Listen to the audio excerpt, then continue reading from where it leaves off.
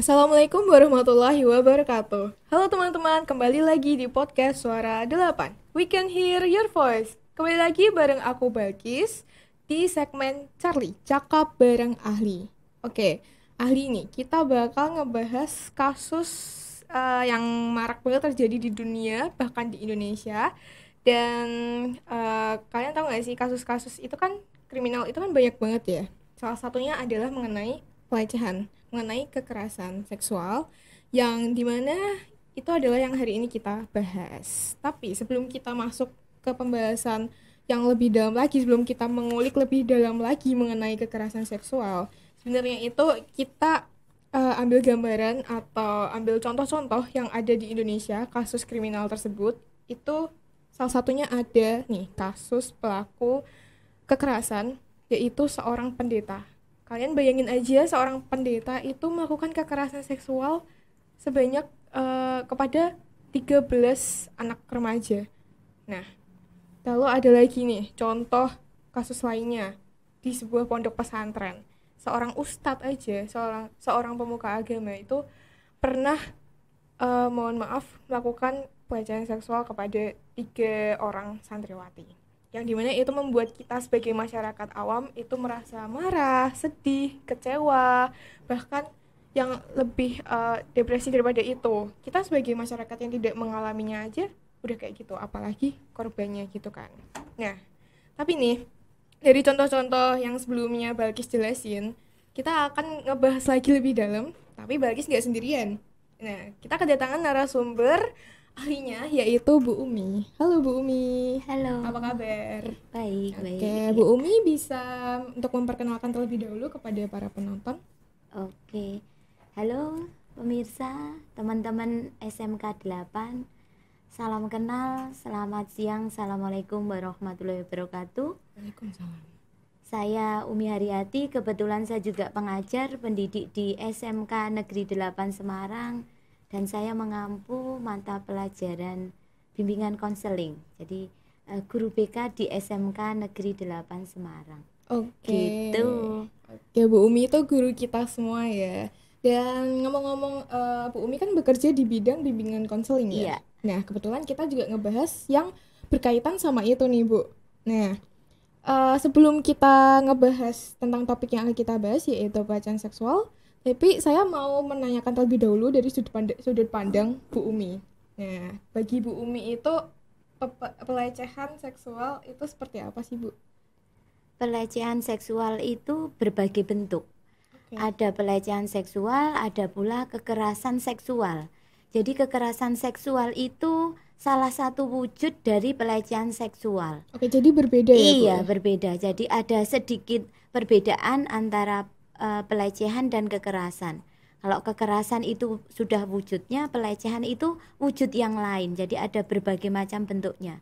Bisa visual, bisa yang langsung fisik dan sebagainya. Oke. Gitu. Bagi Bu Umi sendiri itu, maksudnya dalam melihat hal tersebut, itu kan kasusnya banyak banget ya Bu ya di Indonesia. Bu Umi melihat seperti itu tuh kayak gimana gitu? Saya sebagai wanita dan pendidik tentunya sangat prihatin, karena ternyata kasus-kasus yang marak baik itu di medsos atau di media yang sering kita lihat, kita ikuti, itu adalah korbannya itu cewek, dan mereka-mereka itu masih dalam usia remaja.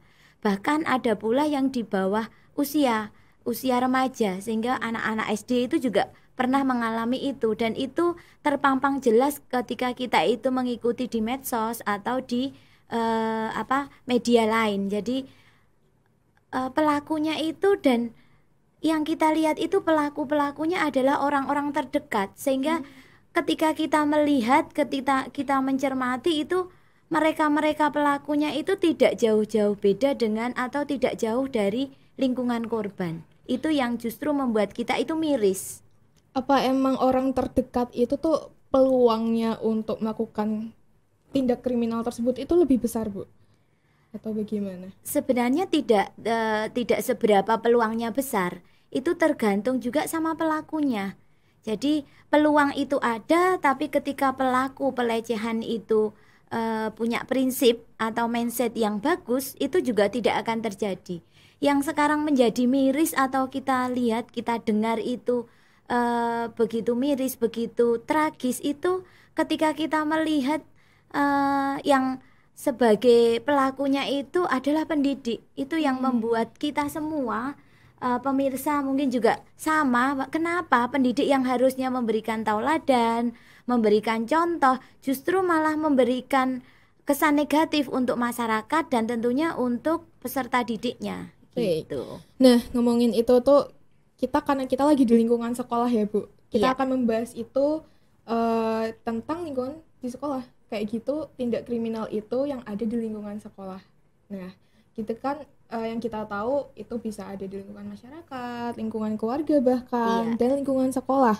Bagi Ibu Umi sendiri nih, kita nggak akan ngebahas dari sudut pandang korban aja Bu, kita dari sudut pandang pelaku, yang dimana kalau di lingkungan sekolah itu bisa murid dengan murid, murid ke guru, atau sebaliknya guru ke karyawan, atau sebaliknya dan karyawan ke murid, begitu Bu.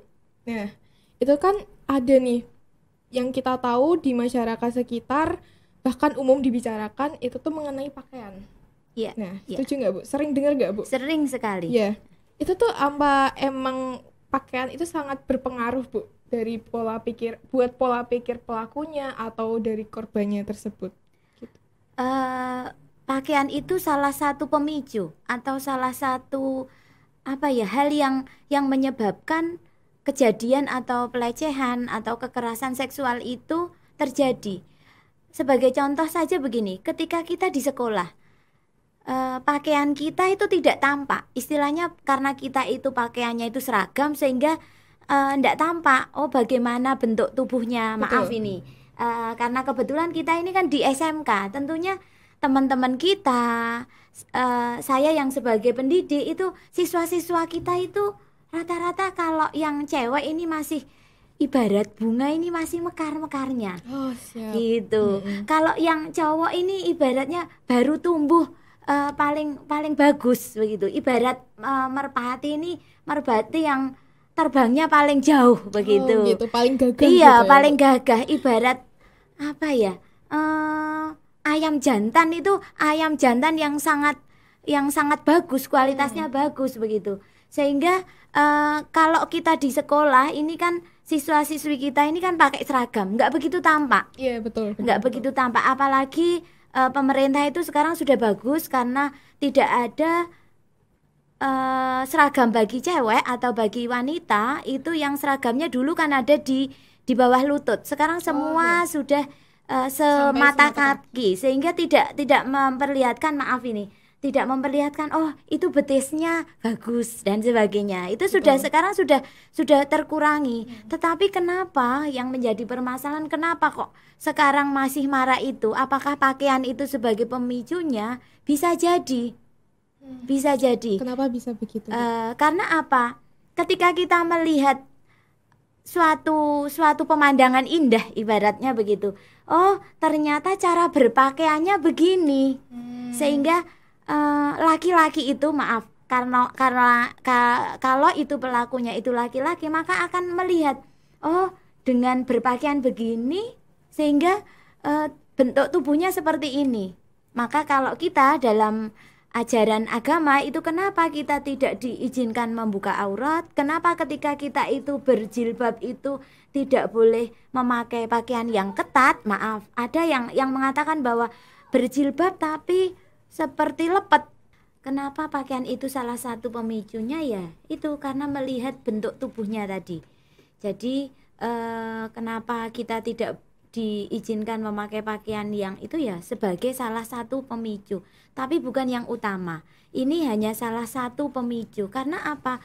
Meskipun kita berpakaian yang minim atau kelihatan dari salah satu tubuh kita, tapi kalau ada seorang calon pelaku itu tidak merespon, itu juga tidak masalah.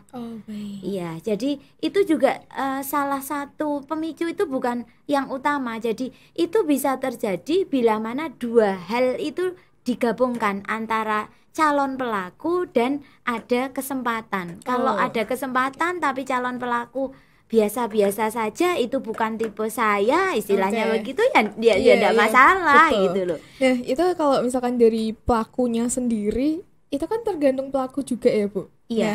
sebabnya nih, Bu, saya ingin bertanya mengenai sebabnya. Sebabnya dia melakukan hal itu apakah ada sesuatu dalam dirinya atau bagaimana? Apakah cuman karena dia nafsu atau kayak gimana gitu, Bu? Ya, bisa jadi itu juga karena pelaku itu melakukan pelecehan seksual, tindak kekerasan seksual, itu ada beberapa faktor. Bisa jadi pelakunya ini memang sudah bawaan hormon. Jadi ada kelainan seksual. Karena kita bisa garis bawahi yang namanya pelecehan seksual itu belum tentu antara laki-laki sama perempuan saja loh, seperti yang kita lihat. Iya. Ya kan? Yang sering kita kita lihat, kita baca itu guru dengan siswa, Betul. laki-laki dengan perempuan, Iya. kakak kelas dengan adik kelas. Nah, itu yang apa itu Sering yang kita sering dengar. sering didengar. Padahal sebenarnya bukan itu saja.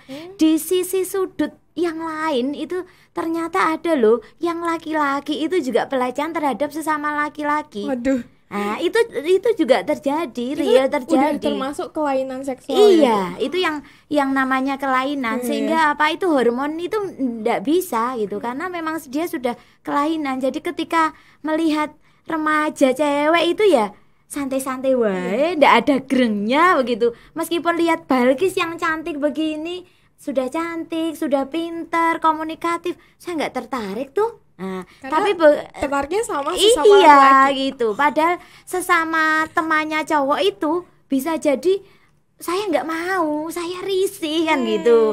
Tapi karena itu dipaksa, diberi mungkin dalam tanda kutip bisa jadi, ayo kita bisa ngedit bareng, tak traktir deh. Nah, itu salah satu iming-iming gitu loh, iming-iming. Atau bisa jadi kuotanya tak tambah nih sehingga malam itu bisa vikolan. Gitu. Gitu. Nah, itu bentuk-bentuk yang Modus. yang masih awal-awal begitu. Jadi bisa jadi itu karena hormon. Yang kedua, itu bisa jadi pelakunya ini karena imbas dari sosmed. Kita bisa lihat nih, sosmed sekarang itu dengan mudahnya berselancar di dunia maya. Sehingga dengan ada ikon iklan celing gitu sudah langsung tak tutol aja. Itu sudah wah, informasi macam-macam itu sudah banyak sehingga saya pengen nyoba nih. Nah, gitu itu Ada juga muncul rasa penasaran. iya, betul. Itu bisa jadi, itu yang kedua. Yang ketiga, bisa jadi itu dalam kondisi kondisi mabuk. Jadi kita tidak bisa memungkiri nih, teman-teman kita di sini itu yang sekian ribu teman-teman kita di sini kita tidak bisa pantau. Ketika di luar itu tidak di sekolah itu bisa jadi ada hal-hal yang tidak etis. Nah, bisa jadi remaja ini juga dalam masih pengaruh alkohol atau narkoba, sehingga apa? Ketika melakukan pemaksaan pelecehan itu dia masih terkontaminasi dari alkohol atau narkoba atau obat-obat yang sejenisnya. Jadi itu bisa juga terjadi sehingga tidak bisa pasti ini penyebabnya ini, nggak bisa. Oke, berarti Gitu. intinya itu kan juga karena lingkungan kan, Bu? Iya, Ya, betul. lingkungan juga berpengaruh. Iya. Oke, bagi Iya. pelaku. Apakah dari korbannya juga dipengaruhi oleh lingkungan? Lingkungan juga berpengaruh, tidak hanya pakaian, tidak hanya tadi karena pelakunya saja, Oke. tapi juga lingkungan mempengaruhi. Ada nih, misalnya nih, saya cewek, harusnya kan lebih enjoy, lebih lebih nyaman itu ngobrol, berteman dengan cewek. Tapi ada juga loh yang cewek itu lebih nyaman itu berteman itu sama cowok. Karena beberapa anak ini pernah saya tanya, kenapa kok lebih enjoy sama cowok gitu. Kenapa tuh, Bu?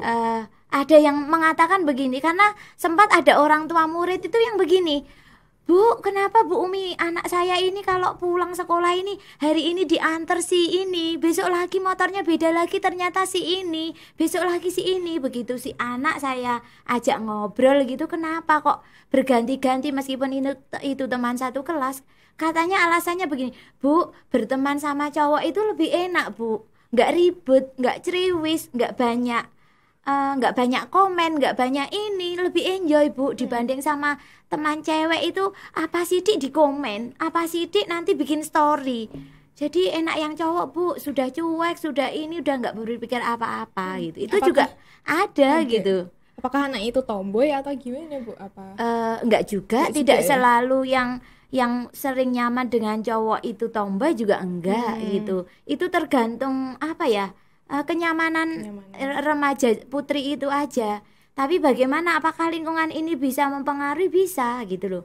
Kenapa? Ketika salah satu dari teman cowoknya yang beberapa tadi ini kok ada sinyal-sinyal tadi yang entah itu karena maaf karena pengaruh alkohol Ya. atau karena habis melihat video-video Waduh. berselancar dan sebagainya, itu bisa jadi begini ya. Nah, pada saat itu pula kebetulan nih, misalnya kebetulan si teman cewek ini kok ngobrolnya ngelantur sampai mana-mana, ini bisa jadi dua-duanya jadi pemicu. Oke. Padahal si cewek ini nggak bermaksud saya ngobrolnya itu sampai sana gitu loh, bisa jadi ini.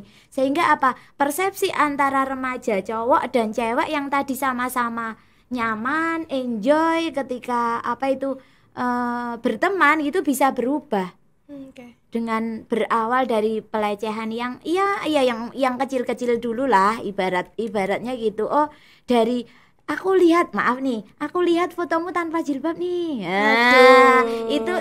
Itu kan awal. Ya, Bisa jadi itu si awal. cewek itu wajar kok menurut saya masih remaja kan gitu. Oke. Bisa jadi itu menurut si cewek itu hal yang udahlah enggak apa-apa Tapi gitu. kalau si cowoknya mau, itu berarti bukan pelecehan dong, Bu?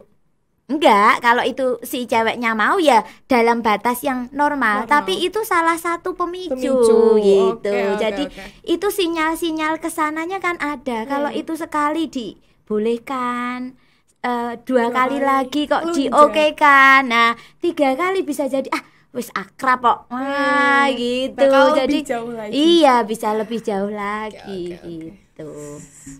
Tapi Bu, tadi kan Ibu bilangnya cewek tentang pakaiannya kayak kita berhijab lah itu tetap masih bisa untuk memicu sedemikian rupa. Nah, apakah laki-laki juga bisa Bu dari sisi pakaiannya laki-laki? Kan nggak cuman perempuan aja kan Bu yang kena pelecehan. Iya. Ya, pasti laki-laki juga bisa. Tapi apakah kalau dari pakaiannya laki-laki itu bisa? Bisa jadi sebagai penyebab, bisa jadi karena tadi di awal tadi saya sampaikan bisa jadi ini tidak hanya karena itu, karena Iya. kelainan. Nah, Kelainan.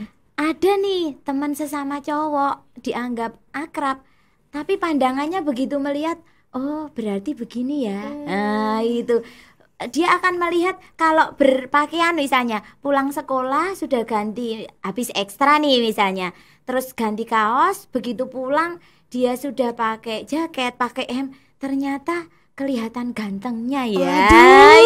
Itu bisa jadi itu. Iya, Nah, iya. maka belum tentu yang berpakaian bagaimana itu hanya cewek, laki-laki juga bisa Oh gitu. iya, betul. Emang siapa saja itu bisa kena ya, Bu ya? Bisa. Oke, kalau Dan tadi kan dari itu bisa jadi itu tidak hanya sesama teman, bisa Ya. jadi misalnya maaf, bisa jadi oh ternyata antara karyawan misalnya nih, Misalnya. maaf, antara karyawan atau antara gurunya melihat remajanya begitu, itu bisa terjadi karena di beberapa kasus yang marak di media itu kan pelakunya itu justru lebih usianya lebih tua Lebih tua. dibandingkan korbannya begitu. karena kan kayak merasa korbannya lebih muda, pasti lebih lemah dari dia. Iya, betul dan nggak berani Melawan. ngomong, nggak berani ngelawan, pasti mau tidak mau pasti akan mau gitu. Karena ada Iya. paksaan. Jadi Iya, intinya kalau betul. ada kata paksaan itu udah masuknya ke pelecehan ya, Bu? Iya,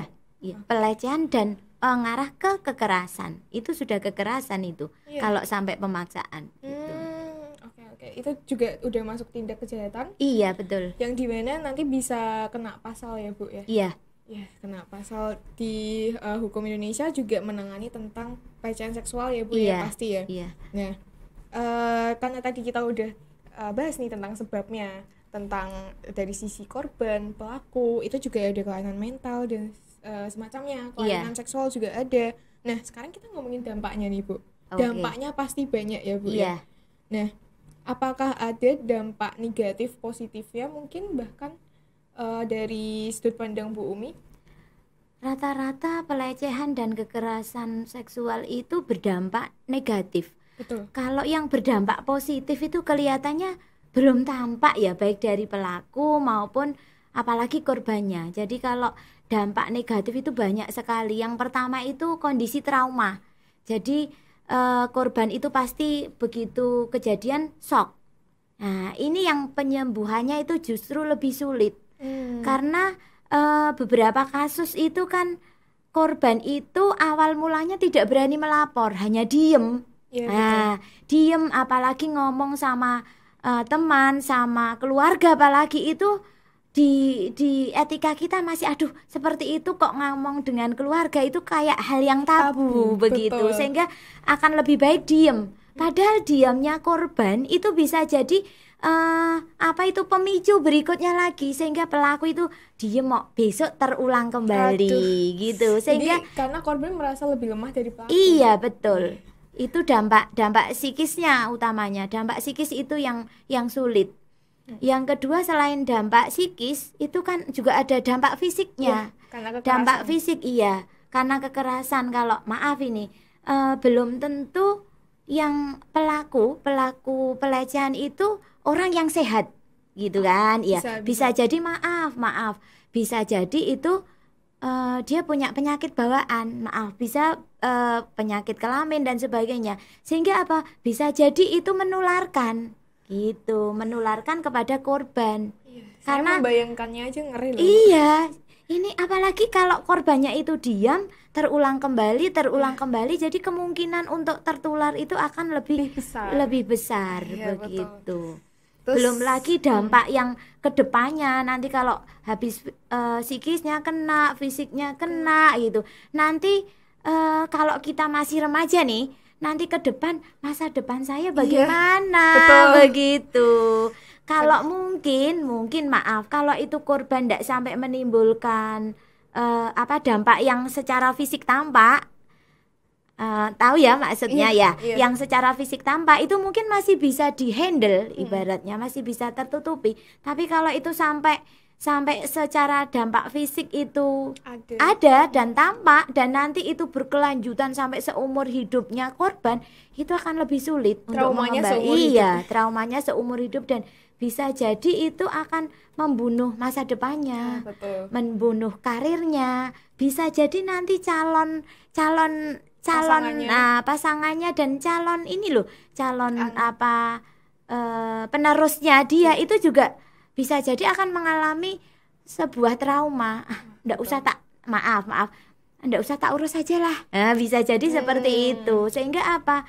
Dampaknya tidak hanya untuk korban, tidak hanya untuk keluarga, tapi bisa jadi sama masa depan si anak yang baru itu. Bisa jadi itu. Terkena imbasnya iya, Bu. Betul. Dan ada satu lagi Bu, terkena sanksi sosial juga. Betul, itu jelas itu sanksi sosial gitu. Itu kenapa ya Bu? Korban-korban ya, padahal kan dia korban. Dia korban pelecehan, dia korban kekerasan. Kenapa dia juga ikut dampak sosialnya juga? Misal kayak dijauhin temennya atau dimusuhin tetangganya atau gimana? Kenapa harus kayak gitu Bu rata-rata? Karena mindset di tempat kita, mindset di lingkungan kita itu masih korban, berarti dia juga mau nih, kan bisa jadi begitu, sehingga kesannya itu juga negatif.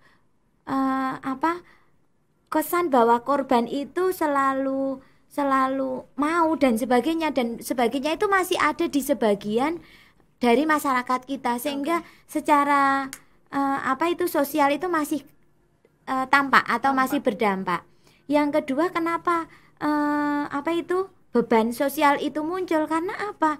Maaf nih, misalnya ini nanti remaja ini mau menikah, entah itu cowok, entah itu cewek, itu korban itu nanti ke depan mau menikah misalnya. Ini dulu loh, maaf, korbannya ini. Nah, ini loh yang mindset yang seperti ini loh yang sepanjang hayat itu nanti akan ke bawah begitu. Iya, itu yang sanksi sosial itu yang justru menambah beban berat bagi korban. Padahal secara psikis kalau apa itu ditangani oleh orang profesional, psikolog atau psikiater gitu, pasti utamanya akan diangkat dulu, istilahnya begitu, akan diamankan dulu si korban. Sehingga tidak mungkin kalau korban itu begitu ketahuan justru akan ditanya berbagai macam pertanyaan, bagaimana kejadiannya, enggak mungkin. Pasti iya, ditenangkan dulu, dibuat enjoy dulu, utamanya dijauhkan dari sosmed. Sehingga apa? Pemberitaan apapun yang berkaitan dengan pelecehan itu korban itu dia tidak melihatnya. Nah, itu salah satu bentuk supaya si korban itu tenang dulu. Kalau sudah tenang, sudah bisa enjoy, baru nanti mulai dikorek. Sehingga apa? Kondisi utama psikis korban itulah yang utama. Gitu. Siap. Ya. Padahal tuh korban tuh sebenarnya malah butuh perlindungan ya, Bu. Iya, betul. Malah lingkungan sosialnya kan kadang ada yang tidak mendukung. Nah, kayak gitu. Iya. Nah, dampaknya udah, sebab udah. Satu lagi, Bu, yaitu cara menanggulanginya. Kalau misalkan udah terjadi, tapi kalau misal belum terjadi, gimana cara mencegahnya atau mencegahnya gitu sebelum terjadi? Kalau saat ini yang bisa kita lakukan adalah mencegah. Karena apa? Maraknya media sosial itu dalam waktu sekian detik saja sudah jret, yang baca sudah sekian ratus orang. Nah, itu dampaknya. Jadi harapannya bagaimana cara mencegahnya? Ya kita betengi. Kita punya apa ya? Punya mindset dulu, punya pola pikir dulu yang positif.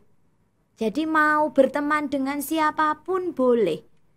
Mau berteman dengan siapapun silahkan, tidak membatasi pertemanan. Cuma yang perlu menjadi garis bawah, kita harus bisa menempatkan diri. Oh, ketika saya berteman dengan sesama cewek yang begini, saya harus menempatkan diri yang begini. Oh, ketika saya berteman, saya lebih enjoy sama teman-teman cowok. Dari cara duduk saya nih, misalnya nih, saya remaja cewek, saya nggak mungkin dong duduknya seenaknya seperti saya duduk sesama cewek gitu. Tentunya nggak bisa itu, karena apa? Begitu duduk kita itu santai dan sebagainya, bisa jadi hanya dengan sedetik melihat, oh ternyata cara duduknya gitu. Nah itu memicu. Makanya bagaimana kita bisa membawa diri, nah bisa membentengi diri. Mau berteman dengan siapapun silahkan, tapi bagaimana kita punya benteng pertahanan diri supaya kita juga bisa menjaga diri kita sendiri. Kalau dari pola pikir juga dari si kita yang biasa aja ataupun dari pelakunya. Iya betul. Terus bisa juga kita itu punya, ya setidaknya selain benteng pertahanan diri yang mindset tadi, kita punya apa ya, keterampilan. Jadi keterampilan kalau misalnya suatu saat kan kita nggak tahu nih, ujuk-ujuk misalnya di tengah perjalanan kita pulang sendiri dan kondisi itu malam misalnya nih, misalnya malam, kita nggak tahu, aduh mau nge-grab misalnya, mau grab sulit dan sebagainya. Bahkan misalnya grab itu juga rawan kalau kita cewek sendirian gitu. Nah kita juga harus punya entah itu apa ya, kekuatan untuk melawan. Jadi seni bela diri itu meskipun sederhana kita harus tahu. Meskipun kita itu cewek gitu loh, apalagi yang cowok gitu. Kita harus bisa bagaimana menjaga kita. Piye toh carane membela saya begitu. Terus bisa jadi menjaganya tidak hanya dengan bela diri. Bisa jadi kalau kita cewek ini misalnya nih, saya kira-kira nanti pulangnya jam segini. Ya sudahlah, saya seadanya membawa peralatan yang bisa untuk menjaga diri saya. Kan nggak mungkin nih saya bawa cutter, saya bawa itu nggak mungkin. Itu nanti jadinya kriminal kan gitu. Saya misalnya punyanya semprot sambel misalnya, cabai gitu misalnya. Begitu nanti ada laki-laki yang mau kurang ajar dengan saya semprot saja gitu iya. Atau mungkin aduh saya nggak tahu nih, ternyata di tengah perjalanan saya macet dan sebagainya, motor saya mogok dan sebagainya, saya sampai rumah malam dan sebagainya. di tangan saya ya saya nggak persiapan nih Bu Umi. Bawa ini sambel. Saya adanya cuma sekarang lagi yang sering kita bawa itu hand sanitizer. Oh, Ya iya, sudah, iya, iya. seadanya barang yang kita bawa itu kita semprotkan atau bagaimana, mungkin di arah matanya sehingga begitu pedes dan sebagainya itu sudah mulai menghindar. Bisa ya Bu? Iya, Ya, bisa. karena ada alkohol. Iya, bisa jadi seperti itu meskipun itu beresiko, tapi kan kita juga harus Perlindungan diri begitu. Oke, itu kan kalau apa namanya penanggulangan ketika mencegah terjadinya pelecehan. Pelecehan, Tapi ketika setelah kita amit-amit ya Bu Iya. ya kena pelecehan, itu apa yang harus kita lakukan Bu? Baik dari sisi lelaki atau perempuan Sebagai korban ya. sebagai korban. Kalau sebagai korban itu hal utama itu menyembuhkan dulu. Menyembuhkan dulu traumanya, pasti itu trauma. Susah nggak, Bu? Susah sekali itu. Yang justru susah itu di situ. Jadi bagaimana kita menyembuhkan traumanya dulu. Itu kalau dari pandangan psikologi. Tapi kalau si korban ini mau datang ke psikiater, mau datang ke psikolog, itu kan kayak gimana gitu, karena di masyarakat awam kita kalau mendengar psikolog, Iya. psikiater, aku emangnya Dikira orang gila gila. gitu loh. Itu yang Dikira orang mindset gila. yang masih salah. Maka kita harus ini sebelum datang ke sana, misalnya amit-amit ya, semoga kita terhindar. Kalau misalnya ada yang seperti itu, maka salah satu caranya sebelum datang ke ahlinya gitu, bisa jadi dengan teman. Biasanya kalau sesama teman itu kan mau ngobrol model apa itu kan bisa. Jadi sesama teman dulu yang dalam tanda kutip sangat dipercaya.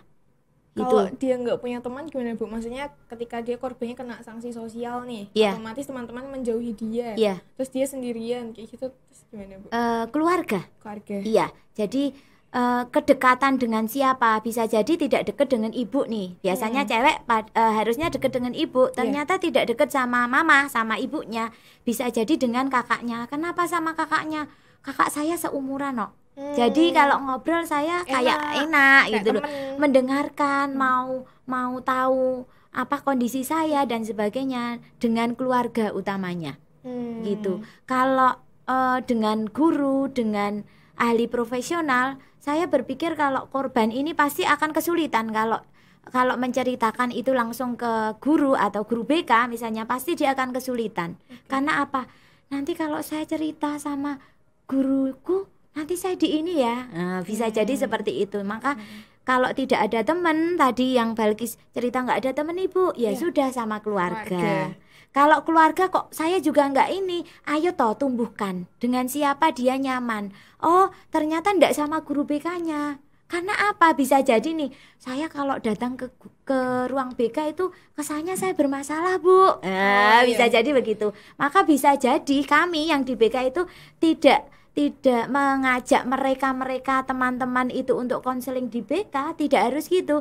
Jadi bisa jadi ada teman-teman itu gini, Bu, saya bisa sharing gitu malam-malam gitu. Jadi malam gitu bisa chat gitu, sharing Bu, bisa jam sekian ya. Saya tapi saya kalau telepon nggak bisa nih Bu Umi. Saya nggak bisa berkata-kata, saya by chat misalnya gitu. Bisa itu. Sama Bu Umi Bisa Oh, gitu. gitu, Jadi gitu. misalnya hal-hal seperti itu, karena aduh Bu, saya kalau masuk di BK itu saya bermasalah nih. Saya nggak mau dicap seperti itu karena masih ada anak-anak yang berpikiran seperti itu. Sampai sekarang, gitu. Bu. Nah, harapan saya ya datanglah ke orang yang terdekat yang paling dipercaya. Itu yang utama. Baru nanti kalau sudah kondisinya aman, kondisinya bagus dan sebagainya, melapor kepada yang berwajib. Gitu. Kalau berwajib aduh ngeri Bu, nanti bisa perlindungan anak kalau itu masih remaja.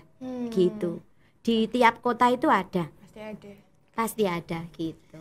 Nah, pertanyaan terakhir nih untuk Bu Umi, pesan ya mengenai tema kita yang kita bahas hari ini kepada semua orang yang ada di sini, yang ada baik yang menonton, menyimak kita nih Bu. Nah, itu apa Bu?